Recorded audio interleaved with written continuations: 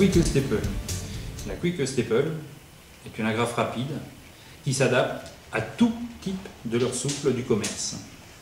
Ici, ce leurre est monté sur l'agrafe rapide avec un hameçon à hampe longue et nous voyons bien son articulation centrale. Ici, ce volume est monté avec un hameçon et un bas de ligne en tresse où nous voyons vraiment qu'il est complètement souple sur toute sa partie. L'agrafe Quick Staple doit être munie d'un lest. Ce lest ne pèse que 2 à 3 grammes. C'est un simple équilibrage du leurre qui lui permet de rester dans son axe. Lorsqu'il est dans la couche d'eau, si j'enlève ce lest, le leurre sera sur le côté comme ça. Nous reviendrons ultérieurement sur ce petit brin de nylon qui est là. Quand je dis tout type de leurre, c'est tout type de leurre. Regardez, un micro-leurre, un tout petit Sandra, avec, comme je le disais tout à l'heure, son petit plomb d'équilibrage. D'où l'intérêt de l'agrafe Quick Staple. Faire évoluer un leurre à différentes profondeurs et même par fort courant. Lorsque je veux faire évoluer un tout petit leurre par 20 mètres, 30 mètres ou plus, ou par fort débit, je vais clipser ce nylon. Regardez au bout, j'ai 112 grammes.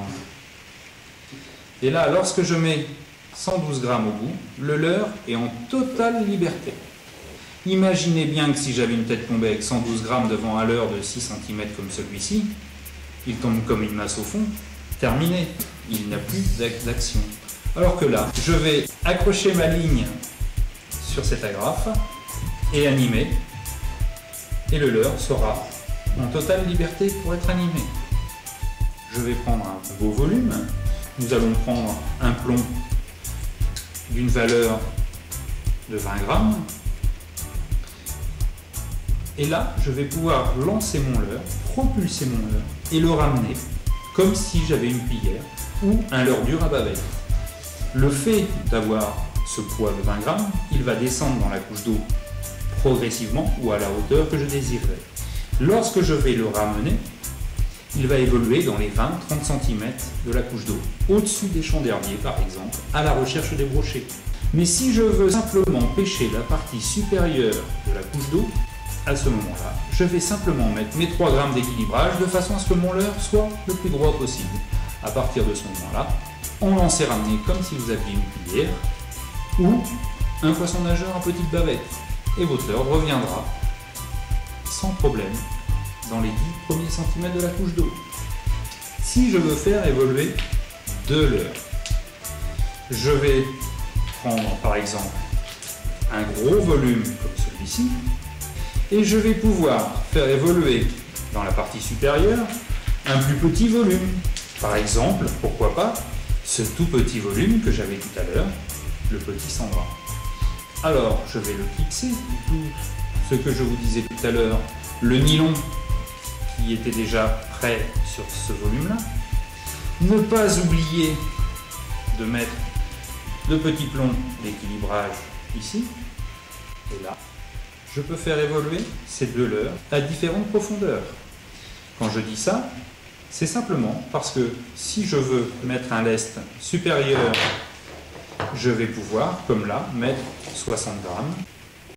Si jamais j'ai prévu auparavant, bien sûr, un nylon cassant, au cas où mon plomb s'accroche sur le fond, je casserai le nylon, mais je n'aurai pas perdu mon montage avec mes 2 leurres. D'où l'avantage de préparer plusieurs nylons cassants auparavant, avant de partir en pêche, de façon à pouvoir installer à nouveau un nylon cassant et repartir en dérive ou à soutenir. Lorsque j'aurai accroché au bout de ma ligne ce montage, voilà l'inclinaison qu'ils auront. Sachez que bien souvent, ce petit leurre sera plus saisi par les prédateurs que ce gros leurre. Pourquoi? Parce que c'est un effet de concurrence. Celui-ci veut chasser le petit. Pourquoi l'autre prédateur qui arrive ne prendrait pas à sa place celui-ci? Donc, ce tout petit leurre est muni d'un hameçon clipsé directement sur cette agrafe rapide.